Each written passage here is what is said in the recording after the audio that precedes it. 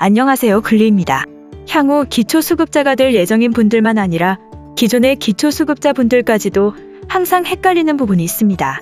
그것은 바로 통장 잔액인데요.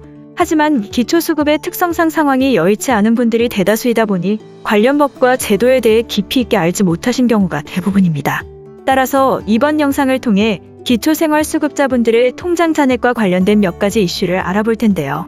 평소 통장 잔액을 얼마까지 갖고 있어도 수급비에 지장이 없는지와 대출을 통해 입금된 돈, 그리고 일시적으로 잠깐 머물게 되는 큰 돈, 마지막으로 타인으로부터 들어오는 비정기적인 돈에 관한 정보까지 함께 살펴보도록 하겠습니다.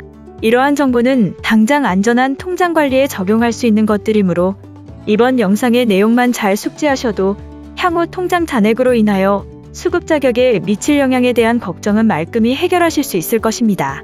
수급자로 선정될 때도 중요하지만 수급자로서 자격을 잘 유지하기 위해서도 반드시 알아두셔야 하는 것이 바로 소득 인정액입니다. 쉽게 얘기해서 소득과 재산 두 가지를 보겠다는 것이고, 소득이 갑작스러운 큰 증가가 없다면 재산, 그 중에서도 돈의 출입이 가장 빈번한 통장 관리를 잘해야 하는데요.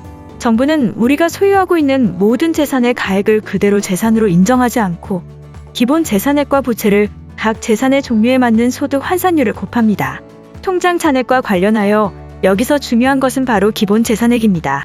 우리가 가지고 있는 재산가액의 총합이 기본 재산액보다 적으면 재산의 소득 환산액은 0원으로 인정되며, 따라서 통장의 잔액이 해당 범위 내로 있다면 수급 자격에 불이익이 있지 않을까 하는 불필요한 걱정은 하지 않아도 됩니다.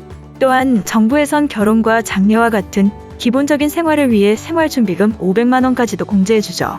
정리하자면 갑자기 정기적인 소득이 크게 증가하는 경우가 아니라면 우리가 소유하고 있는 재산가액의 총합이 기본 재산액과 생활준비금을 합친 금액보다 적다면 수급비 감액이나 자격 탈락 및 해제와 같은 불이익은 겪지 않게 됩니다.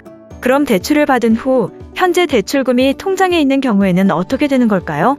정부에서는 아까 말씀드린 공제액 중에 기본 재산액과 생활준비금 외로 부채 또한 재산의 소득 환산액에서 공제를 해줍니다. 다만 여기서 인정해주는 부채는 임대의 대가로 받은 보증금과 은행 대출금, 주택연금, 공공기관에서의 대출금, 공제의 대출금 등을 뜻하며, 개인 간의 부채 즉 사채는 법원 판결문 화해 및 조성도서에 의한 사채와 같은 법적 효력이 있는 경우가 아니라면 인정되지 않습니다. 뿐만 아니라 마이너스 통장과 카드사에서 제공하는 카드론도 부채로 인정되지 않죠. 그렇다면 대출금 외에 일시적으로 큰 돈을 통장에 잠깐 보관해 두었다가 빼는 것은 괜찮을까요? 재산의 총합이 기본 재산액과 생활준비금, 합산액을 넘기지 않는다면 자신의 금융재산으로서 자신의 통장에 그것이 100만 원이든 1000만 원이든 이체하는 것은 수급 자격에 전혀 영향을 주지 않습니다.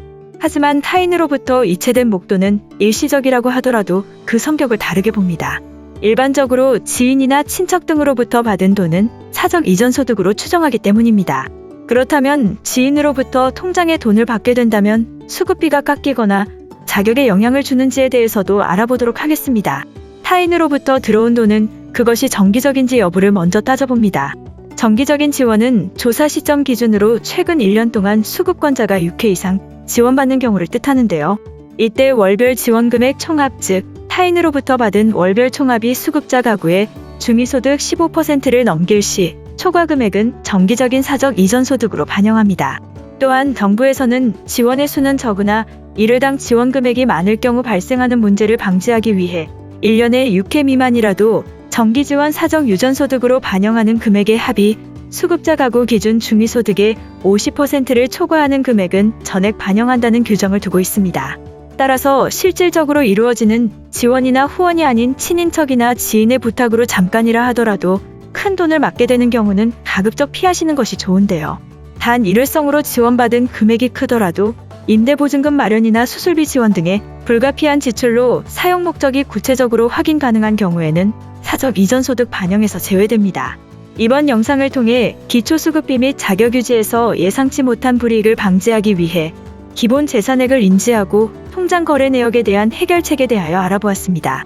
끝까지 시청해주셔서 감사합니다.